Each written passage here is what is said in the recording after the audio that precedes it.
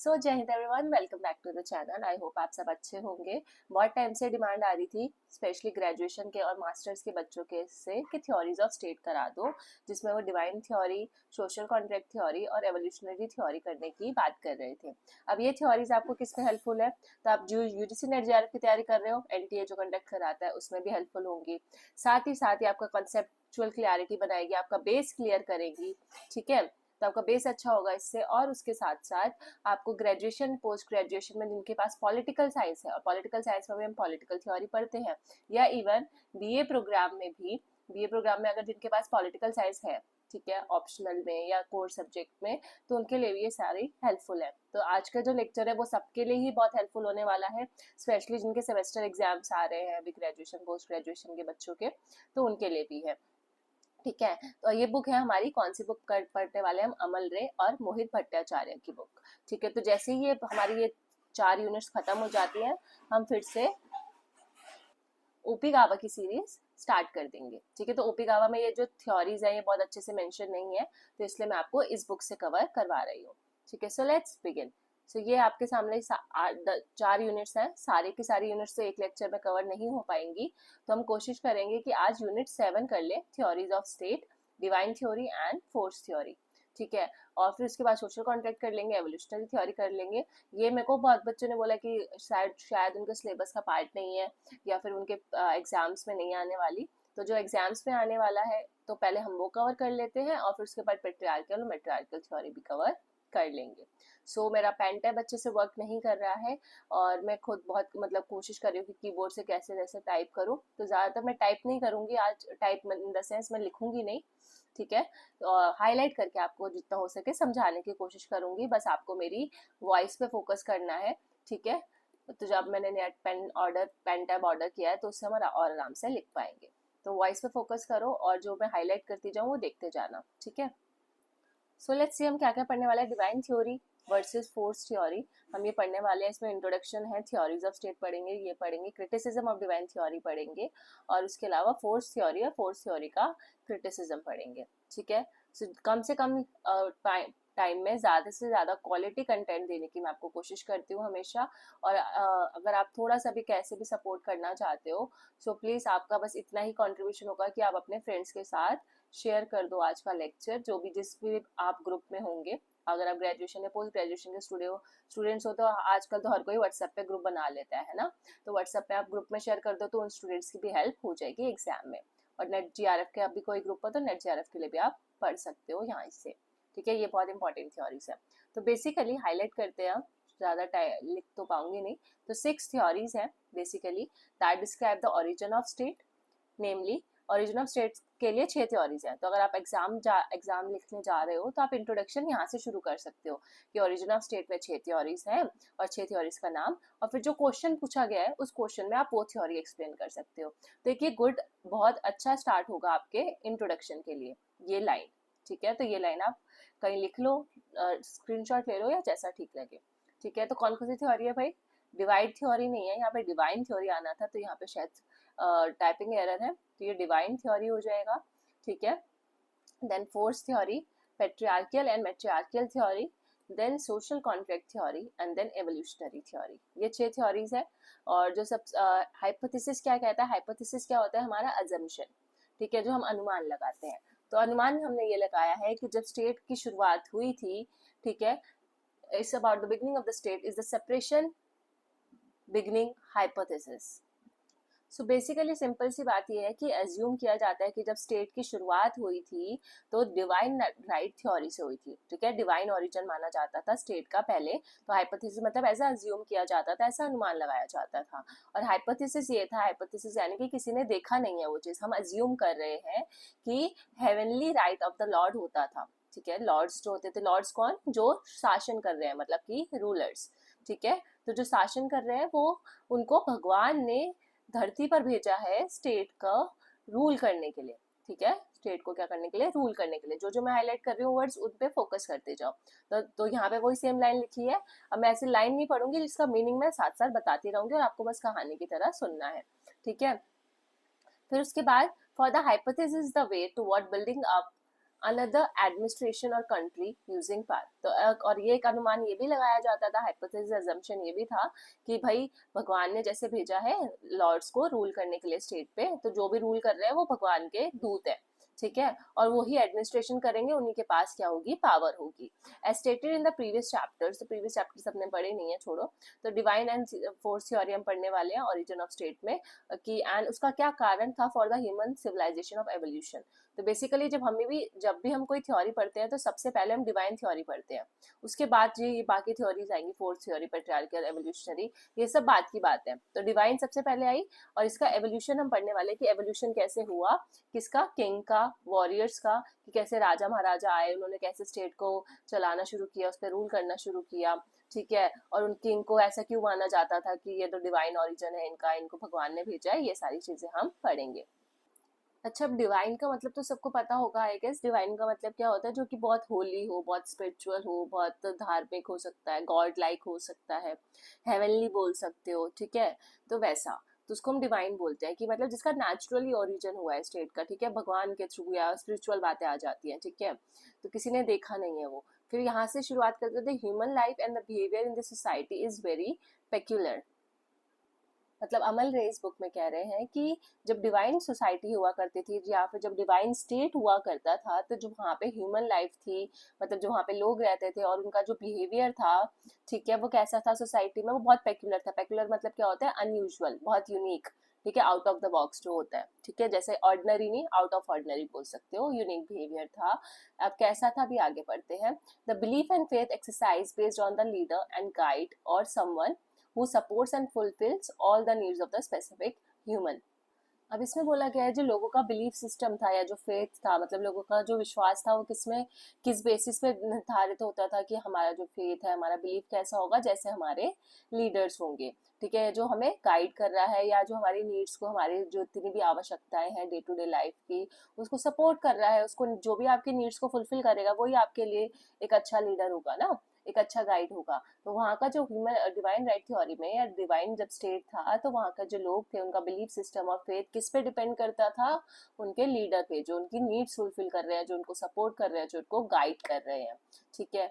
And then यहाँ पे बात करते हैं, it evolve through different theories, और ये जो बिलीफ सिस्टम था बहुत अलग अलग थ्योरीज की तरह आया, जिसमें हम डिवाइन फोर्स फ्रेमवर्क भी बोलते हैं।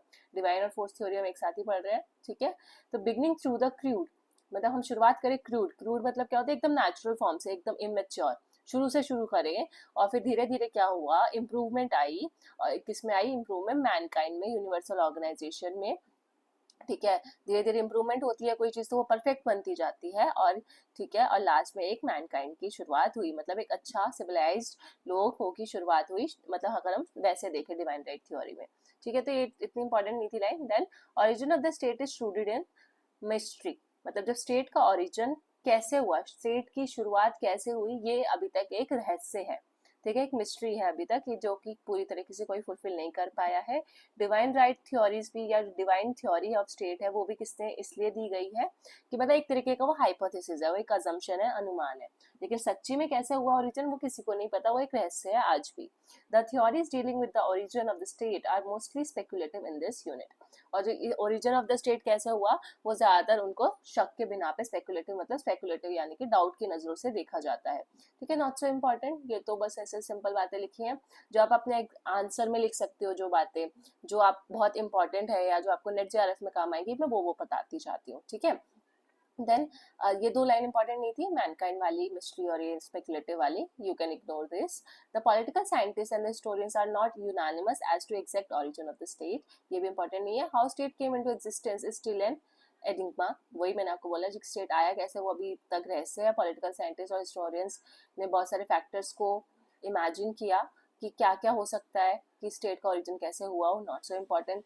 Real origin of state is covered in mystery, दोबारा वही लाइनें रिपीट हो रखी हैं, तो सिर्फ इंपॉर्टेंट पढ़ेंगे, बाकी इसको छोड़ते हैं। फिर देखो यहाँ पे लिखा है कि ओरिजिन ऑफ स्टेट जो है वो कैसे हुआ, what is the origin of state, उसका कोई वैलिड आंसर नहीं है, वो इस बातें घुमा फिरा के लिखी है, बहुत सारे कॉन्ट्रडिक्शन होते हैं इस थ्योरीज को लेकर के, ओरिजिन हुआ कैसे। तो उसमें से एक जो रहस्य है, जो मतलब एक जो थ्योरी है, वो है डिवाइन राइट।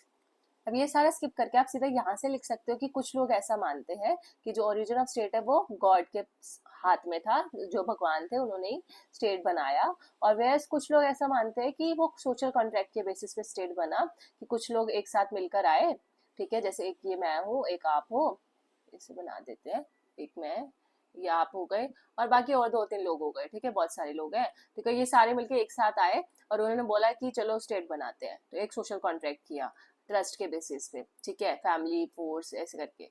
सो फिर ये स्टेट की शुरुआत हुई, उन्होंने एसोसिएशंस बनाई। तो दो चीजें हो गई, एक गॉड वाली और एक सोशल कॉन्ट्रैक्ट के बेसिस पे। सोशल कॉन्ट्रैक्ट थ्योरी हम अगले लेक्चर में पढ़ेंगे भी, ठीक है। तो कुछ लोगों ने आपस में ट्रस्ट किया, एसोसिएशन बनाई, फैमिली बनाई, और एवोल्यूशन के प्रोसेस होते होते, एवोल्यूशन होते होते धीरे धीरे स्टेट बन गया। अब यहाँ पे anthropology, ethnology and comparative philosophy, ये सारी रिसर्च हुई, ठीक है, जिन्होंने फोकस किया स्टेट के ओरिजिन पे। लेकिन वो जो रिसर्च थी वो पूरी तरीके से, कोई भी रिसर्च एडुकेट या सफिशिएंट नहीं थी।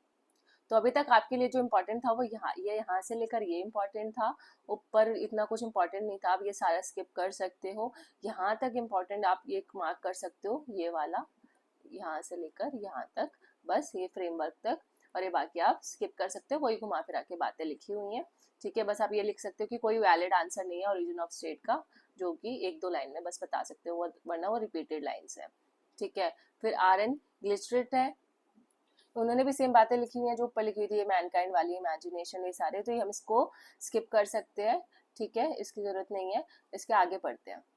अब पढ़ना स्टार्ट करते हैं सीधा डिवाइन थ्योरी की शुरुआत, ठीक है। ऑलरेडी हम 10 मिनट फालतू की चीज़ों पर वेस्ट कर चुके हैं, फालतू तो नहीं बना, आपको एक थोड़ा सा बेस मिल गया। According to this theory state is the march of God on earth. अब ये किसने बोला है state is the march of God on earth? अगर आपको याद हो, पिछले लेक्चर में भी बताया था, या नेट जेआरएफ के स्टूडेंट्स को पता होगा, HEGEL, हीगल, ठीक है। बड़ी मुश्किल हो रही है इसमें लिखने में, ठीक है, कोई नहीं, नेक्स्ट क्लास में पेंटाब आ जाएगा तो और अच्छे से हो पाएगा, अभी ऐसे ही पढ़ लेते हैं। तो state is the march of God on अर्थ, ये ओल्डेस्ट थ्योरी है regarding the origin of state, ठीक है। State is the march of God on अर्थ का क्या मतलब है? यानी कि जो स्टेट है, गॉड ने अपने दूतों को भेजा धरती पे, अर्थ पे, ठीक है, गॉड ने भेजा, ठीक है, और गॉड ने ही बोला कि चलो स्टेट बनाते हैं। तो यहाँ पे क्या हो गया, डिवाइन ओरिजिन आ गया, डिवाइन हो गया हमारा स्पिरिचुअल, हेवनली, ठीक है, रिलीजियस। तो मार्च ऑफ गॉड की जब भगवान धरती पर आए, भगवान ने अपने दूतों को धरती पे भेजा, क्या बनाने के लिए? स्टेट बनाने के लिए। The juice were the chief exponents of divine origin theory. अब ये भी बहुत इंपॉर्टेंट पॉइंट है कि इनमें से कौन से ऐसे लोग हैं जो डिवाइन ओरिजिन ऑफ को सपोर्ट करते हैं, हाँ, इस थ्योरी में जो मानते हैं कि हाँ भाई ऐसा ही हुआ होगा, कि शुरुआत भगवान ने की होगी, स्टेट बनाया होगा, और फिर उसके बाद धीरे धीरे हम डेवलप हुए। तो ऐसा मानते हैं जूस। जूस का बोलते हैं the king owes responsibility to God alone for its acts. तो क्या आ गया, द किंग, ठीक है, भगवान ने किसको भेजा? राजा को भेजा, और जो राजा है वो कहीं ना कहीं किसको रिप्रेजेंट कर रहा है? गॉड को रिप्रेजेंट कर रहा है। और अगर राजा कोई भी एक्शन लेता है अपनी प्रजा के लिए, ठीक है, कोई भी काम करता है, तो इसका मतलब ये है कि उस काम को आप नहीं टाल सकते, मतलब वो भगवान का कहा हुआ है। अब ये ऐसा पता है किसने बनाया था? अगर ये किंग्स जो थे, ब्राह्मण्स थे उस टाइम पे, या किसी भी जूस में, जर्मनी, यूरोप का हर जगह, इन्होंने जानबूझ के ऐसी थ्योरी क्रिएट कर दी थी ताकि लोग जो है वो कुछ भी करे उस पे सवाल ना उठाए। क्योंकि अगर आप किंग पे सवाल उठा रहे हो, उसके कोई भी गवर्नेंस पे सवाल उठा रहे हो, तो इसका मतलब आप भगवान पे सवाल उठा रहे हो, ठीक है। तो ये जानबूझ के लोगों ने ही किया था। अगर आपको याद होगा, मैंने लिबरलिज्म जब पढ़ाया था मेरी ओपी गाबा की पहले या दूसरे लेक्चर में, स्टार्टिंग में ही, ठीक है, तो मैंने उसमें आपको डिवाइन ओरिजिन भी समझा रखा है, तो वो आपको समझ आएगा कि लिबरलिज्म की शुरुआत कैसे हुई, इस डिवाइन थ्योरी की वजह से। तो जिसने नहीं देखा, मैं लिंक डाल दूंगी डिस्क्रिप्शन में, वो देख लेना जरूर से। स्टार्टिंग के 10-15 मिनट में मैंने आपको समझाया है। तो the state is created by God himself, मतलब स्टेट किसने बनाया? गॉड ने बनाया है। ऐसा इसके एविडेंसेस महाभारत में भी है। महाभारत सबने देखी होगी, सुनी होगी, पढ़ी होगी। तो जहाँ पे क्या होता है, एनार्की थी, ठीक है, prevail in the beginning of the world, ऐसा महाभारत में मेंशन है कि अराजकता हुआ करती थी, मतलब कोई भी स्टेट नहीं था, कोई भी सरकार नहीं थी जब वर्ल्ड की शुरुआत हुई। फिर लोगों ने क्या किया? लोगों ने भगवान से ये प्रे किया कि हमें इस ऐसे वर्ल्ड से रेस्क्यू कराओ, बचाओ, कि हम बिना एक ऐसी जगह रह रहे हैं, अराजकता में रह रहे हैं और हमारे ऊपर हमें कोई गाइड करने वाला नहीं है, हमें कोई प्रोटेक्ट करने वाला नहीं है। तो सब लोग आए और उन्होंने भगवान से प्रे की, और फिर भगवान जी आते हैं और बोलते हैं कि चलो स्टेट बनाओ और स्टेट तुमको आगे गाइड करेगा, और ये राजा है और ये राजा तुम्हें सही राह पे चलाएंगे। जैसे राम जी भी थे, राम जी का भी तो ऐसा था ना कि मर्यादा पुरुषोत्तम राम जी को हम बोलते हैं, वो भी एक राजा थे। तो राजा के लिए वो भी ऐसा माना जाता है कि हाँ वो भगवान थे, राइट। तो फिर उसके बाद the Greeks and the Romans regarded state as a divine institution. अब ये 3-4 एग्जाम्पल आप आंसर में इंक्लूड कर सकते हैं। जूस सपोर्ट करते हैं, एक महाभारत में इसका एविडेंस देखने को मिलता है। दूसरा ग्रीक्स और रोमन्स है जो इस थ्योरी में मानते हैं, ठीक है। और फिर ओल्ड टेस्टमेंट, ओल्ड टेस्टमेंट क्या होता है, जो क्रिश्चियन बाइबल में होती है ओल्ड टेस्टमेंट्स, है ना। तो वो, और जो चर्च है, चर्च के जो पादरी होते हैं, फादर्स होते हैं, वो भी इन सब थ्योरी से बहुत इन्फ्लुएंस थे मिडिवल एजेस में, ठीक है, जिन्होंने इस थ्योरी का इस्तेमाल करके अपने क्या किया, अपने आप को बड़ा दिखाना शुरू किया। अब यही तो सब करते हैं, जो ये ब्राह्मण्स हो गए या फिर जो पादरी थे या फिर जितने भी बड़े बड़े जो अपनी बात मनवाना चाहते थे, तो उन्होंने बस ये divine right theory, divine theory का यूज किया लोगों से अपनी बातों को ओबे करवाने के लिए, अपनी सुप्रीमेसी स्टैब्लिश करने के लिए, and sometimes establish the supremacy of the state over the church. Even कभी कभी तो ऐसा होता था कि चर्च से भी बड़ा स्टेट हो जाता था, ठीक है। मतलब लोग इतना चर्च में नहीं मानने लगे थे उस टाइम पे जितना स्टेट को वो मानने लगे थे, क्योंकि वो बोलते थे कि जो स्टेट है, स्टेट का डिवाइन ओरिजिन है, तो हमें चर्च से ज्यादा इंपॉर्टेंट हमारे लिए स्टेट है, क्योंकि स्टेट को खुद गॉड ने बनाया है, ठीक है। और ये जो डिवाइन थ्योरी थी, इसको और बढ़ावा मिला great impetus by the protest reformation. का लाइन का क्या मतलब है कि इस थ्योरी जो थी डिवाइन राइट थ्योरी, और ज्यादा पावरफुल हुई, और ज्यादा इस थ्योरी को बढ़ावा मिला, और ज्यादा लोग इसको एक्सेप्ट करने लगे। कब एक्सेप्ट करने लगे, जब प्रोटेस्टेंट रिफॉर्मेशन हुआ। प्रोटेस्टेंट रिफॉर्मेशन क्या था, प्रोटेस्टेंट रिफॉर्मेशन का मतलब यहाँ पे उस तरीके 16th सेंचुरी की ये बात है, ठीक है। 16th सेंचुरी में कल्चरल मूवमेंट हुआ था। ये बहुत गंदी राइटिंग आ रही है, कोई नहीं, ये 16th लिखा है, ठीक है, 16th।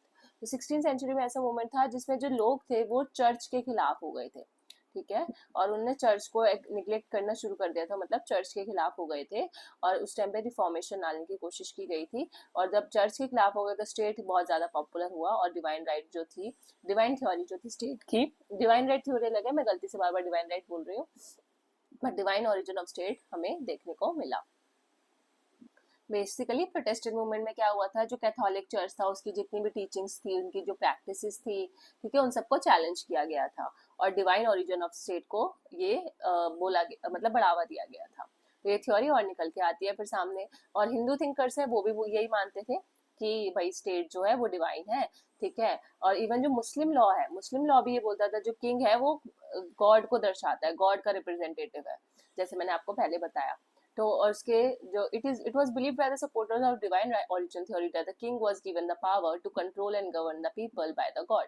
ये जो मैंने आपको बताया कि जो किंग के पास जो पावर है ना हमें कंट्रोल करने की, हमें हम पे शासन करने की, वो उसको भगवान ने खुद दी है, तो हम उसे चैलेंज नहीं कर सकते। इवन बाइबल में तो अभी सारे एग्जाम्पल दे सकते हो, हिंदू, मुस्लिम, सिख, ईसाई, हर जगह let every soul be subject in onto higher powers. Bible में भी यही एक लाइन मेंशन है कि जो हर कोई सब्जेक्ट्स कौन होते हैं जिन पे शासन किया जाता है, मतलब कि सिटीजन्स, ठीक है, उनके पास हायर पावर्स है। For there is no power but of God, लेकिन जो उनके पास पावर है वो किसके द्वारा दी गई है, गॉड के द्वारा। The powers that are ordained of God, ठीक है, तो जो पावर है वो गॉड का ही एक रिप्रेजेंटेशन है बेसिकली, ठीक है। The divine origin theory propagated, propagate करना क्या मतलब होता है, प्रोपोगेट करना मतलब स्प्रेड करना, non resistance to the authority of the ruler. Propagate करना मतलब स्प्रेड करना, सपोर्ट करना। क्या हुआ उस टाइम पे, डिवाइन ओरिजिन थ्योरी की वजह से जो लोग थे वो रूलर यानी कि जो शासन कर रहा है उसकी अथॉरिटी को बिल्कुल भी रेजिस्ट नहीं कर पा रहे थे, ठीक है, रोक नहीं पा रहे थे। रेजिस्ट करना मतलब होता है रोकना, और रेजिस्टेंस मतलब उसको, उसकी अथॉरिटी को कुछ भी चैलेंज नहीं कर सकते। घुमा फिरा के वही 3-4 बातें लिखी हुई हैं, बस आपको अलग अलग वर्ड्स में अलग अलग शब्दों के थ्रू से समझाना आना चाहिए। Then this theory took the form of divine rights king. अब यही थ्योरी आगे चल के डिवाइन राइट थ्योरी बनती है। डिवाइन किंग है, किंग के पास क्या है, डिवाइन राइट्स है। तो ये कुछ कीवर्ड्स हैं जो आपको अपने आंसर में मेंशन करने चाहिए। स्पेशली कहाँ पे डिवाइन राइट थ्योरी का अगर माने तो ओरिजिन हुआ कि किंग्स के पास डिवाइन राइट है रूल करने के, इंग्लैंड में। इंग्लैंड में कब, 16 और 17 सेंचुरी में। सबसे पहले जो थे किंग वो थे फर्स्ट स्टुअर्ट किंग जेम्स 1, वो बोलते हैं even king is wicked, it means God has sent him as a punishment for people's sins and it's unlawful to shake off the burden which the God has laid upon them.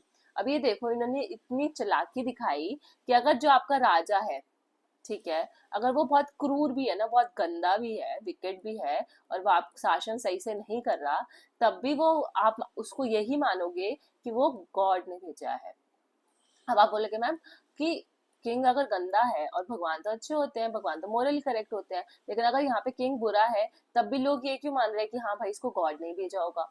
क्योंकि वो ऐसा उन्होंने ये बोल दिया कि God ने इसको किंग बनाया है और ये जो किंग है इसकी ये पनिशमेंट है, ये अपने जो बुरे कर्म है ना, जो सिंस है इसने जो किए हैं बुरे कर्म, उसका ये भुगतान कर रहा है। तो इसको राजा जानबूझ के ऐसा राजा बनाया गया ताकि लोग इस पे मतलब लोग इसके खिलाफ जाए, इसकी निंदा करें, ठीक है, तो ये उसकी एक क्या होगी, पनिशमेंट होगी, ठीक है।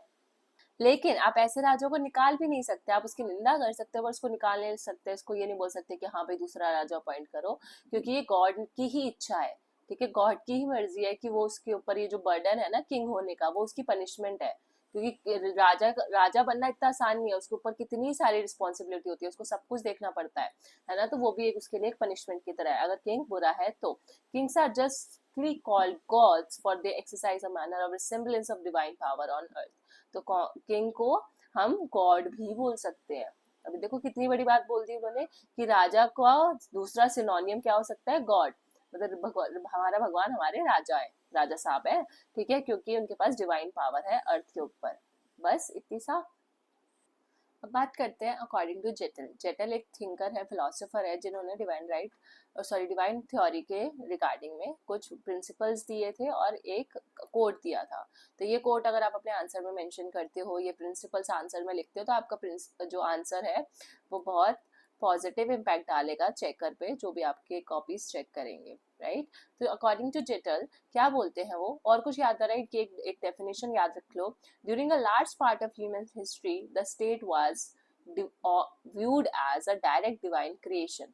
अब पहले हमें एक पार्ट ऑफ लाइन समझते हैं, एंड के बाद वाली लाइन बाद में समझेंगे कि जब एक हिस्ट्री का, एक इतिहास का बहुत बड़ा हिस्सा, ठीक है, ये मानता था कि जो स्टेट है वो जो है उसका डिवाइन क्रिएशन है। डिवाइन क्रिएशन जैसे मैंने बताया कि स्टेट को गॉड ने बनाया है। अगर हम देखें तो जैसे अगर मान लो 10 सेंचुरी है, तो 10 सेंचुरी में से कम 6 सेंचुरी जो थी, जो 6 सेंचुरी भी थी, वो किस में मानती थी, स्टेट का डिवाइन ओरिजिन मानती थी। तो बहुत बहुत टाइम तक लोग ऐसा मानते आ रहे थे। वो तो बाद में बहुत बहुत बाद में जाके ऐसा हुआ कि हाँ लोगों को पता चला कि हाँ ऐसा नहीं है, हमें उल्लू बनाया जा रहा था, गॉड का ऐसा कुछ नहीं होता, लोगों ने ही ऐसे र्यूमर और हाइपोथेसिस फैला रखे हैं। तो वो सारी चीजें, तो ये last part of human history आपको समझ आया। फिर it's government was theocratic in nature. और जेटल ये बोलते हैं कि जो उसकी गवर्नमेंट थी, मतलब स्टेट होता है, मैंने आपको पिछले लेक्चर में समझाया था कि जो राज्य अलग होता है और सरकार अलग होती है, तो आप स्टेट और गवर्नमेंट के बीच में डिफरेंस पढ़ना है तो पिछले लेक्चर में पढ़ो, इससे जस्ट एक लेक्चर पहले ओपी गाबा की प्लेलिस्ट में। तो जो गवर्नमेंट थी उस टाइम पे थियोक्रेटिक थी। थियोक्रेटिक क्या होती है, थियोक्रेटिक मतलब ऐसी सरकार थी जो रिलीजन के अंडर काम करती थी, मतलब जो स्टेट रिलीजन है वो ज्यादा पावरफुल था, ठीक है। तो यहाँ पे बात करते हैं हम स्टेट रिलीजन, जो भी रिलीजन हो, जैसे क्रिश्चियनिटी है, कुछ भी है, ठीक है। ये बहुत बेकार राइटिंग आ रही है, बट ठीक है, I am trying to write जैसे पॉसिबल हो पा रहा है। सो स्टेट रिलीजन है, ठीक है, और जो गवर्नमेंट है वो किसके अंडर आती है, स्टेट रिलीजन। कंट्रोल कौन कर रहा है सरकार को, रिलीजन। तो अगर हम पूछे कि सरकार बड़ी या रिलीजन, तो उस टाइम पे रिलीजन ज्यादा मायने रखता था ना कि सरकार। इवन सरकार को भी रिलीजन ही कंट्रोल करता था, जो भी स्टेट का रिलीजन है। तो government was theocratic in nature. अब समझ आ गया होगा। अब यहाँ पे बात करते हैं कुछ प्रिंसिपल की, जो कि आपका पूरा एक क्रक्स देगा डिवाइन थ्योरी का। King is the embodiment of wisdom. जो किंग है वो किसको दर्शाता है, किंग दर्शाता है बुद्धिमता को, विजडम को। किंग जो है रिस्पॉन्सिबल होगा हमारे लिए नहीं, सिटीजन्स के लिए नहीं, गॉड पे, ठीक है। अगर किंग कोई भी काम कर रहा है तो उसकी रिस्पॉन्सिबिलिटी गॉड के प्रति होगी, ना कि सिटीजन्स के प्रति, चाहे फिर वो सिटीजन्स को पसंद आए ना आए, पर जो किंग है सिर्फ गॉड को रिस्पॉन्सिबल होगा, ठीक है। अब गॉड को कैसे रिस्पॉन्सिबल होगा, भगवान थोड़ी धरती पे आएंगे और उससे पूछेंगे तू क्या काम कर रहा है और क्या नहीं, ये तो सिर्फ कहने की बातें हो गई। तो king is given his power bye God. तो आपको जितना भी ये दिख रहा है ना, ये बहुत आइडियलिस्टिक अप्रोच है, अगर आइडियलिस्टिक या आइडियलिज्म वाला अप्रोच है, ठीक है, तो कि ऐसा होना चाहिए, ऐसा है नहीं। Kingship is hereditary. और किंगशिप जो होगी हेरिडिटरी होगी, मतलब एक राजा का बेटा राजा ही बनेगा, ठीक है, उसका बेटा फिर राजा बनेगा, ऐसे हेरिडिटरी होगी, ठीक है। और किंग की जो पावर है उसको किससे मिली है, गॉड से मिली है। ये सारे पॉइंट्स आप एक एक लाइन में याद रख के अपने आंसर में लिख सकते हो points wise. The people must surrender unconditionally to the authority of the king. लोगों को अपने पूरी तरीके से किंग को सौंप देना चाहिए बिना उसकी अथॉरिटी को चैलेंज किए। पीपल के पास कोई भी राइट नहीं है कि वो किंग को जज करे उनके एक्ट्स के लिए। अगर किंग कोई भी पॉलिसी, कोई भी गवर्नेंस के लिए कुछ भी कर रहा है तो आप उसको जज नहीं कर सकते, चैलेंज नहीं कर सकते। Divine rights lost support among political thinkers by the end of the 18th century. अब ये बहुत important, very very important line, कि ये जो डिवाइन ओरिजिन थ्योरी अभी तक हम पढ़ रहे हैं ये खत्म कब हुई, तो 18वीं शताब्दी यानी कि 18th सेंचुरी में जाके डिवाइन ओरिजिन जो थ्योरी थी जिसमें अभी तक लोग मानते आ रहे थे, वो उसने अपना सपोर्ट खो दिया, क्रिटिसाइज होने लगी और मतलब डाउनफॉल आ गया। तो आप मान सकते हो कि ओरिजिन कब हुआ था, 15th सेंचुरी के आसपास, और 18th सेंचुरी में ये डिक्लाइन होने लगी। और फिर बाद में ग्रोटियस, हॉब्स और लॉक ने इसको पूरी तरीके से रिजेक्ट कर दिया इस थ्योरी को। तो ये 3 थिंकर्स जिन्होंने इसको रिजेक्ट किया, ये भी आप अपने नोट्स में जरूर से मेंशन कर लेना, वेरी वेरी इंपॉर्टेंट। ये आपके आंसर को और अच्छा बनाएंगे। और बल्कि आप ये जो लाइन है अपने कंक्लूजन में लिख सकते हो कि आपने सब कुछ समझा दिया और लास्ट में ये बता दिया कि ये थ्योरी डिक्लाइन हो गई और फिर इसको इन तीनों ने रिजेक्ट कर दिया, बस खत्म हो जाएगा आंसर, ठीक है। बीच में फिर आप क्रिटिसिज्म भी डाल लेना। तो अब पढ़ते हैं थोड़े से क्रिटिसिज्म। क्रिटिसिज्म क्या है भाई, क्रिटिसिज्म ये है ऑब्वियसली कि the divine origin theory does not appeal to reason and common sense. तो आपको कहीं पे भी अभी तक जितनी भी मैंने बकवास करी उसमें आपको किसी भी तरीके का कॉमन सेंस या रीजन नहीं दिखा होगा। आपको लगा कि ये रीजनेबल है, इसमें तर्क है कुछ, कि कोई लॉजिक है मेरी बातों में, ठीक है। तो मतलब ऐसा होता है ना, कुछ भी बोल रहे हैं लोग। It justify monarchy and despotic rule. और ऐसे क्या होता है, क्योंकि इस थ्योरी की वजह से क्या हो रहा था, आप तो जस्टिफाई कर रहे हो मोनार्की को, डिस्पोटिक रूल को। मोनार्की यहाँ पे जब मतलब एक बंदे का ही शासन होगा, एक ही किंग है, वो इसके के पास सारी पावर्स है। तो क्योंकि अब डिवाइन ओरिजिन है, ठीक है, तो अब लोगों ने ऐसा मान लिया कि भाई भगवान ने इसको बनाया तो इसको हम चैलेंज नहीं कर सकते, तो मोनार्की होगा। और डिस्पोटिक कैसे होगा, क्योंकि वो अपनी मर्जी से कुछ भी करेगा, क्योंकि कोई उसे जज करने वाला नहीं है, कोई उसे चैलेंज करने वाला नहीं है। तो ये भी एक उसका क्रिटिसिज्म है। तो आप कॉमन सेंस के बेसिस पे भी क्रिटिसिज्म लिख सकते हो। फिर ये जो है अनलिमिटेड पावर को सपोर्ट करता है। जैसे हमने जितने भी अभी प्रिंसिपल्स पढ़े, तो किंग के पास अनलिमिटेड पावर आ गई ना, क्योंकि उसको कोई चैलेंज नहीं कर रहा, और वो रिस्पॉन्सिबल भी किसको है, सिर्फ किंग गॉड को रिस्पॉन्सिबल है, ठीक है। और it denied liberty to the individuals. अगर किंग चाहता है तो वो इंडिविजुअल्स को लिबर्टी ना भी दे तो वो उसकी मर्जी है, राइट। तो इसी की यही सारी क्रिटिसिज्म की वजह से तो बाद में लिबरल थ्योरी आई थी, जब उन्होंने बोला था कि हमें इंडिविजुअल लिबर्टी चाहिए। याद आया क्लासिकल लिबरलिज्म, अगर आपने कभी पढ़ा है तो वो क्लासिकल लिबरलिज्म किसकी बात करता है, लिबर्टी ऑफ इंडिविजुअल, ये जो मैंने आपको प्रीवियस वीडियो में बताया था, जिसका लिंक मैं डिस्क्रिप्शन में भी दूंगी। तो क्लासिकल लिबर्टी क्यों बोलती है कि भाई इंडिविजुअल को राइट्स दो, इंडिविजुअल को राइट्स दो, क्योंकि वो ऑलरेडी ये डिवाइन ओरिजिन से थक चुकी थी, डिवाइन थ्योरी से थक चुके थे लोग, क्योंकि उस टाइम पे लोगों को इंडिविजुअल राइट्स नहीं मिल रहे थे, उनको लिबर्टी नहीं मिल रही थी, सब किंग ही कंट्रोल कर रहा था। तभी क्लासिकल लिबरलिज्म बाद में आता है और वो स्टेट को नकारता है कि नहीं भाई हमें तो स्टेट चाहिए ही नहीं, ठीक है, बहुत हो गया स्टेट, बहुत किंग ने कंट्रोल कर लिया। तभी क्लासिकल लिबरलिज्म आता है। There is no historical evidence of divine origin of the state. और कोई हिस्टोरिकल एविडेंस भी नहीं है। लोग इस बात पे भी क्रिटिसाइज करते थे कि तुम्हारे पास क्या प्रूफ है कि ऐसा ही था, ठीक है, तो इसका कोई एविडेंस है नहीं, ये तो बस लोगों ने बोल दिया और लोगों ने मान लिया। Social contract theory which attributed political institutions to the idea of the consent was a blow to divine origin theory. और जब सोशल कॉन्ट्रैक्ट थ्योरी लेकर आते हैं हॉब्स, लॉक, रूसो, ग्रोटियस, ये सारे, जब ये की सोशल कॉन्ट्रैक्ट थ्योरी आती है कि हाँ भाई लोगों ने एसोसिएशन बनाया, सोशल कॉन्ट्रैक्ट किया, बहुत सारे लोगों ने मिलकर, तब स्टेट का निर्माण हुआ। तो जब सोशल कॉन्ट्रैक्ट थ्योरी आई तो divine origin theory automatically blow of हो गई, खत्म हो गई, ठीक है। तो अब आप ये सोचो ना कि मतलब ऐसा होता है कि जब बहुत सारे लोग एक जैसी बातें करने लग जाते हैं ना, ये इसको बताता है, इसको बताता है, तो जब ये एंड तक बात पहुंचती है ना, तो अगर वो झूठ भी होगा ना, तो अगर बहुत सारे लोग एक साथ झूठ बोल रहे हैं तो वो आखिरी में लोग उसे सच मानने लग जाते हैं। तो वैसे ही डिवाइन थ्योरी के केस में हुआ। अगर किसी को लगे ना कि मैम ऐसा कैसे कि किसी एक बंदे ने बोल दिया और उसमें लोग मानने लग गए कि हाँ भाई गॉड ही होगा, कोई बिना किसी तर्क के, तो लोग उस टाइम में मासूम थे, इतना कोई आइडिया नहीं था, कोई साइंटिफिक नहीं था, ठीक है। तो बहुत सारे लोगों ने एक साथ झूठ बोला और जब सारे चलते हैं तो एक सब भेड़ चाल में सब चलने लग गए कि हाँ ऐसा ही होता होगा। फिर आती है फोर्स थ्योरी पे। फोर्स थ्योरी क्या कहती है चलो हमने आधे घंटे में डिवाइन थ्योरी खत्म करी, अब आधे घंटे में फोर्स थ्योरी खत्म करेंगे, जो कि इसका बहुत इंपॉर्टेंट पार्ट है। अगर आप ये अपने आंसर में लिखते हो डिवाइन थ्योरी के साथ, तो आपका आंसर एक तो एक्सटेंड भी होगा, प्लस एक एज और मिलेगा। तो फोर्स थ्योरी क्या थी of origin of state, divine origin की तरह ये थ्योरी भी, और सोशल कॉन्ट्रैक्ट थ्योरीज की तरह ये थ्योरी भी ये मानती थी हिस्टोरिकल ओरिजिन ऑफ स्टेट में, और उसका एक रैशनल जस्टिफिकेशन भी देती थी। ठीक है, तर्क सहित उसको जस्टिफाई भी करती थी कि हिस्टोरिकल ओरिजिन कैसे है। देन इस थ्योरी के अकॉर्डिंग, किसकी थ्योरी, फोर्थ थ्योरी के अकॉर्डिंग क्या है, state is the result of aggression. ठीक है, जो स्टेट बना ना, तो वो एग्रेशन, आउट ऑफ एग्रेशन बना, फोर्स ही इसके, फोर्स मेन कारण था स्टेट के बनने का, क्योंकि बहुत सारे लोग आपस में एग्रेसिव हो गए थे, सिविल वॉर चल रहा था, या बहुत सारी चीजें ऐसी ऐसी हो रही थी कि लोगों को उससे छुटकारा पाने के लिए, उस एग्रेशन से छुटकारा पाने के लिए फोर्स का इस्तेमाल किया और स्टेट बनाना पड़ा। वॉर बिकॉट द स्टेट, ये बहुत इंपॉर्टेंट लाइन है, आपने सुनी भी होगी, नहीं सुनी तो अपने आंसर में जरूर से मेंशन करना, वॉर बिकॉट द स्टेट। अब बी गॉड का मतलब क्या होता है, वॉर प्रोड्यूस द स्टेट। ठीक है, तो वॉर की वजह से ही स्टेट का निर्माण हुआ, क्योंकि बहुत लोग आपस में लड़ रहे थे, तो उनको हमें एक ऐसा चाहिए था जो हमें प्रोटेक्ट कर सके इन सब वॉर से। तो मेन जो प्रोफाउंडर है इस थ्योरी के, जो फोर्थ थ्योरी में मानते हैं, जेंक्स है, बर्नहार्डी है, थ्रेशके है, ओपनहाइमर है, एक्सेट्रा। थ्रेशके जो है वो बोलते हैं कि the state is the power of all offence and defence, the first task of which is the making of war and the administration of justice. तो पहला स्टेट का काम क्या है कि वॉर को से बचाना और जस्टिस दिलवाना।